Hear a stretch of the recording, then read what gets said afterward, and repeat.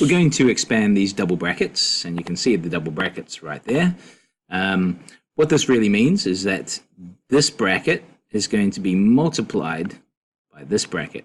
So between these two brackets, there's an invisible, if you like, multiplication symbol. Okay, so how do we go about solving these problems? Well, there are two methods that are mainly used, and I'm going to go through both of them. So for the first one, we're going to use the FOIL method, and FOIL stands for these three ideas here. So we got F, let me just do that properly, we got F, O, I, L, right? So the F is firsts, O is outers, I is inners, and L is lasts, and this is how this works. So firsts, which is what we'll deal with first, deals with the first term in each bracket. We multiply them. Remember, because we're multiplying whatever's in this bracket by whatever's in this bracket. So firsts are multiplied first. So x times x is x squared. That deals with this. Next we go to outers. Now the outers, that refers to the terms within each bracket that are closest to the outside bracket. Okay, so in this case, we've got the x again, and it's going to be multiplied by this term here, which is minus 3.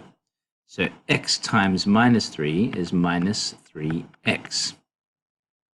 Okay, next we're up to the inners. Now the inners are the two terms closest to each other. So 4, this is positive 4, right? 4 times x is positive 4x. And then finally, we can do, let me just show that, 4 times x. And then finally, we're doing the lasts. The lasts are the terms that are last in each of the brackets. So it's plus 4 times minus 3, which is minus 12.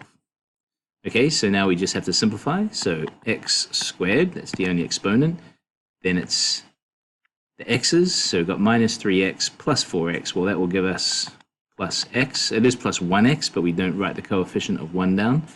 And then we're left with minus 12. And that is the final answer. There is another way to do it. You can use a grid method, so multiplication grid, and you put the terms from each of the brackets in a particular row. So in this case, we'll go with x plus 4. So it's x is a term and plus 4 is a term. And in the second brackets, x is a term and minus 3 is a term. And then you just multiply. So x times x is x squared. 4 times x is plus 4x, positive 4x. X times minus 3 is minus 3x. And minus 3 times minus 4 is minus 12. And you'll notice that the terms we end up with are exactly the same as what we had by using the FOIL method. And so this is going to be our final answer.